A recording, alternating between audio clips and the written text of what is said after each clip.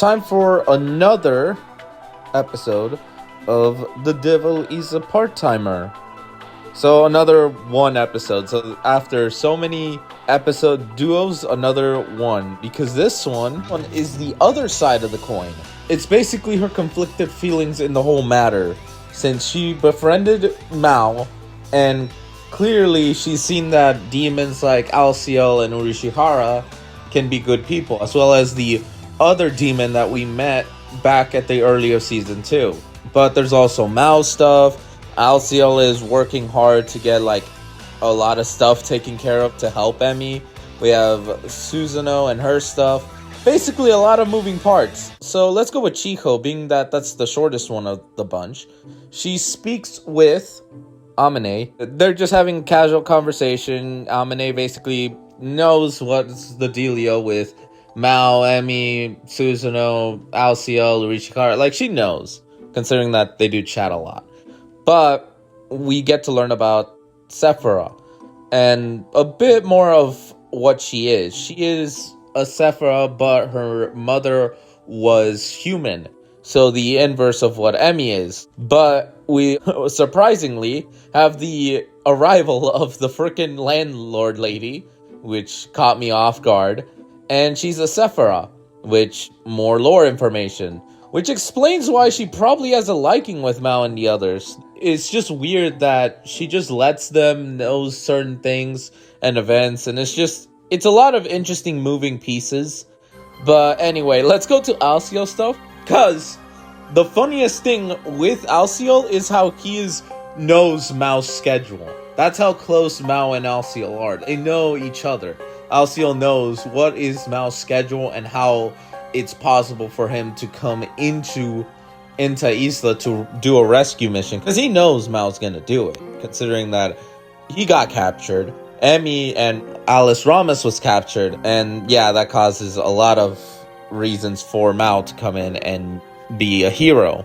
Unironically so, I guess.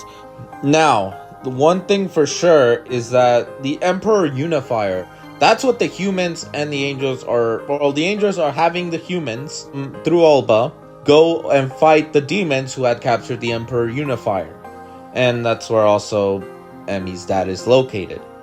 The whole reason this is important is because it ties into Susanoo's plot of the fact that they need to find a way to get Emi to stop following orders. She has a hand tied behind her back and basically a gun to her back of her head. Metaphorically speaking, of course, not literally, because her father is captured, and this whole event with the Emperor Unifier, which is forcing Alciel to be there because they need the demon leader, and he's being duped by the angels to be the replacement for Mao. So we have Alciel coming up with a plan to try to help Emi. Now, we go to Mao and Susanoo stuff with basically Susanoo and Emi's friend, Albert, saying that Mao can't participate because he cannot become his Devil King form, and he can't even use Asieth because for some reason she's just out of power. Though there are two funny comedic scenes, I gotta say. One, we got Emi's friend Albert basically saying that all Mao's ever done is eat and sleep, which Mao obviously does not like that because that's just basically Urishihara. It's funny, he name dropped them. And the second one is basically, since his cipher is not working, or is just sleeping, isn't doing anything and making him look like a fool, he's literally about to hit her. And Susan's like, no, you're not doing that. And when he tries again, Albert just knocks him to the fucking ground and makes it very clear that he's not gonna get a chance to do it. But points for Mao for even trying. Anyway, so Susanoo does beg for Mao and eventually convinces that he should stay behind because he would end up being a liability and it would do no one good if he gets himself killed, which is an interesting thing because a few episodes back, Mao was the key factor of saving Susanoo, Chiho, and Urishihara. And now we have Mao in a position where he can't really do anything. He doesn't have his magic for some reason.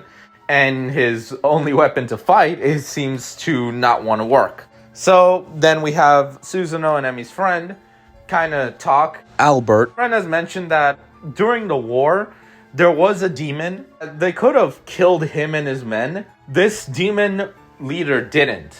And if anything, had a lot of honor.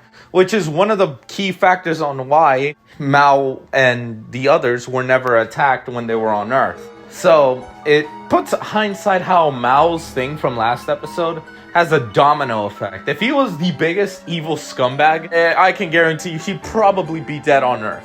Like, he would be killed the moment they had the chance. So, Mao's thing is, well, since I can't do anything here, let's go buy the birthday gifts for Chico and Emmy. Though, what I like is Asia's kind of asking, why are you buying Emmy something? Because she knows that there's some friction between Emmy and Mao. But Mao's like, well, Emmy does think higher over him, but they still look at each other as equals, as rivals. Which is an interesting way of saying things, considering that they're both the parents of Alice Ramos. So, you know, a bunch of weird shenanigans with the family tree, but not the point. The point is that Mao does show here that, yes, he respects Emmy and views her as an equal, which is interesting.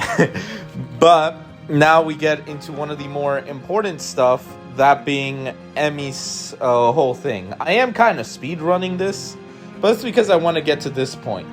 Emmy, well, obviously Mao had his own shenanigans whenever his poor sword decides to just start shooting barfing and then shooting off her forehead, which sends them flying. So that ends their part of the episode. Emmy Yusa and her stuff.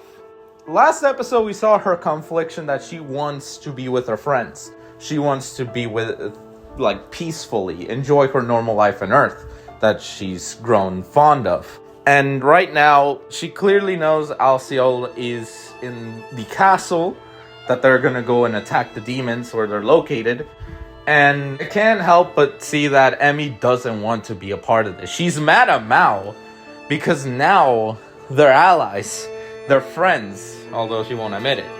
And yeah, it's possible that she loves him in a more romantic way. That is to be determined, but it definitely has signs of that.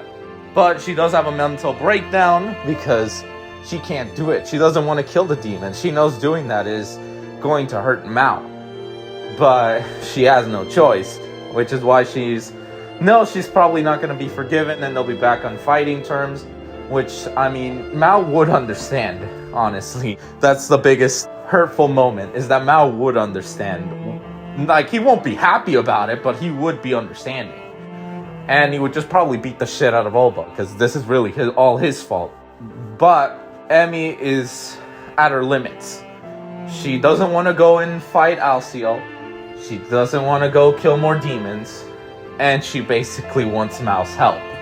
Alice Ramos, being oddly mature, speaking for a child form, is able to help Emmy get back on her feet. And eventually, by the end of the episode, Alciol had sent a letter that only they know, basically saying that he'll vow to pay for the Hirayako and gingerbread bun.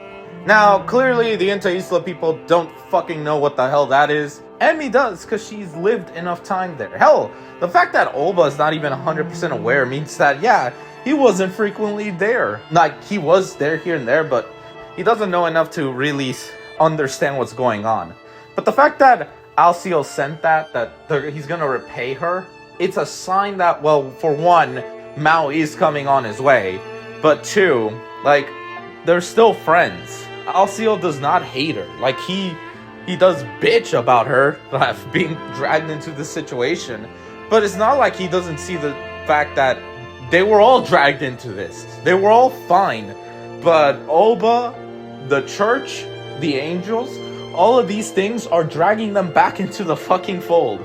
And yeah, he's understanding, but the fact that Emmy has her motivation back is heartwarming, because this shows just how much bond these characters have with each other, which is such a passionate thing. And yeah, the episode ends on a high note, because yeah, although Mao doesn't have his magic and can't use the sword, that doesn't matter, because our protagonist is going to find a way to save Emmy. The whole goal of the finale is go save Emmy and Alice Ramos and Alciel and basically save the demons, because they're basically also about to get killed off right here if they don't do anything about it. But overall, one hell of an episode. I gotta give it that. I know people do not like the fact that season 1 was pretty unique. I'll do a review video on season 1 at some point. But even then, the story is still good. It's just showing the side that we never got a chance to see in season 1. The Ente Isla stuff. What's going on there? This is a reverse isekai, but let's not forget, they still have their home and stuff. It gives us a chance to see more of their culture, more of their thing. That's what I'm enjoying, personally.